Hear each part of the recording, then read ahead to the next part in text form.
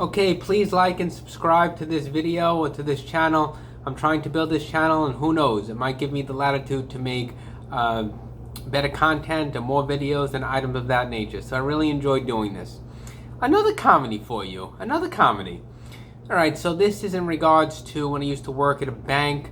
I worked in the banking industry for about 6 years, but I did work in this particular institution for about a year and a half. And there were various characters that worked in the bank, and this story is about one of them. But I did have my little nickname and pet names for all the characters. The manager of the bank was incredibly religious, incredibly into fitness, and incredibly holy. So I would call him Holy Charming, like Prince Charming. There was another man who sat in the back who loved the art of the deal. He wanted to make the sale and he wanted to close the sale, but he had a heart of gold. So in my mind, I'd call him the Wolfman.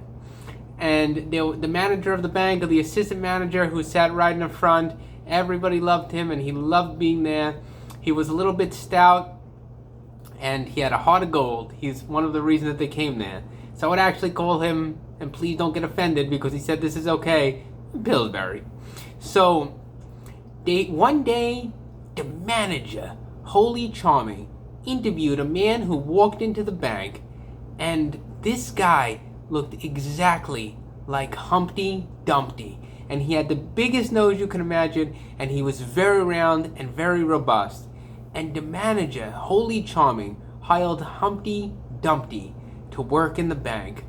So Humpty Dumpty was hired as the new teller, and he took his slot right in the main teller's spot. But he sat all the way on a seat that was maybe about 3 feet off the ground. And the clients who came in were tall. A lot of them tend to be taller. They were 6 feet, 6'2". So Humpty Dumpty had to look up, and he had to give the money up to the people. Now one day Humpty Dumpty went into the bathroom of Holy Charming, all the way in the back, because of course Holy Charming had his own personal bathroom. He didn't want to deal with the bathroom of the peasants. So Humpty Dumpty went into the bathroom of Holy Charming, and he wasn't really supposed to. The Holy Charming's bathroom was only for Holy Charming.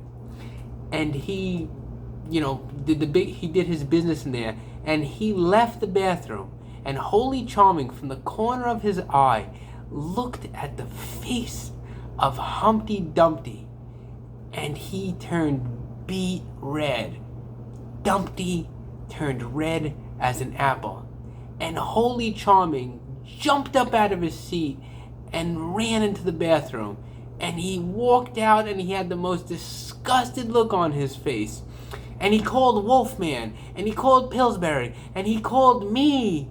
And I ran into the bathroom, and it was terrible. And everybody knew that Humpty Dumpty had done his business in the bathroom of Holy Charming. And for the rest of the day, Dumpty was more than offended.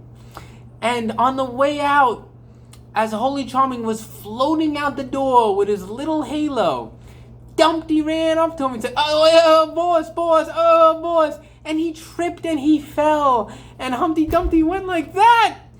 And he laid on the floor. And Holy Charming floated to his car. And we looked at Dumpty as he laid there. And everybody knew that Dumpty had taken a dump, and never to use Holy Charming's bathroom. And from that day on, Humpty Dumpty learned his lesson. Never use the bathroom of Holy Charming. And me, Wolfman, and Pillsbury got together and we said, we'll never use the bathroom of Holy Charming. We'll never use the bathroom. So this comedy should teach you. When you're in the workplace, you do as everyone else does. And you don't try to be different in certain ways, because you want to blend in. Don't be Humpty Dumpty.